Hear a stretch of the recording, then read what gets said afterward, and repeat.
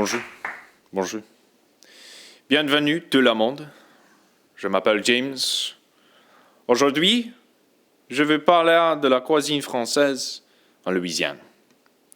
Mais d'abord, je donnerai un brief historique de la colonie française de la Louisiane. L'explorateur français Robert de La Salle a nommé la région de la Louisiane en 1782 pour honorer le roi de France, Louis XIV, le roi Soleil. Le premier établissement, le Fort Maurepas, a été fondé en 1799 par Pierre d'Iberville, un officier militaire français du Canada. La Nouvelle-Orléans a été fondée en printemps 1718. Après les victoires de l'Angleterre dans la guerre de Sept Ans avec la France, les colons français de la Nouvelle-Écosse ont été expédiés en Louisiane. Les rations du colon venaient de France. Cependant, les rations de nourriture étaient faillibles pour les colons. Parfois, ils étaient gâtés. Ils devaient survivre. Alors, ils avaient des jardins. En effet, la Louisiane n'était pas une colonie prospérée. Voici quelques faits sur la cuisine française.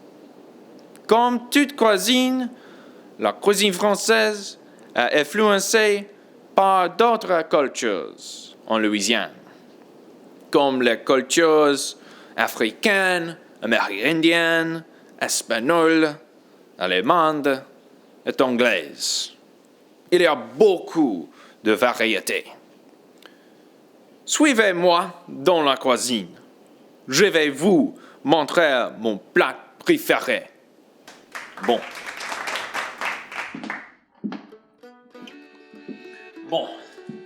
bienvenue dans la cuisine.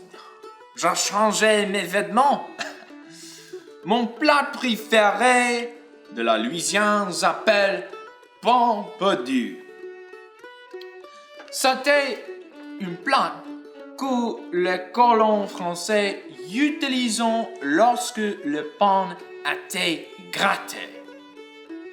Voici la recette du plat. 1. Vous obtenez d'abord du pain français rassis. 2. Vous coupez le pain. 3. Vous mélangez le lait et les œufs ensemble. 4.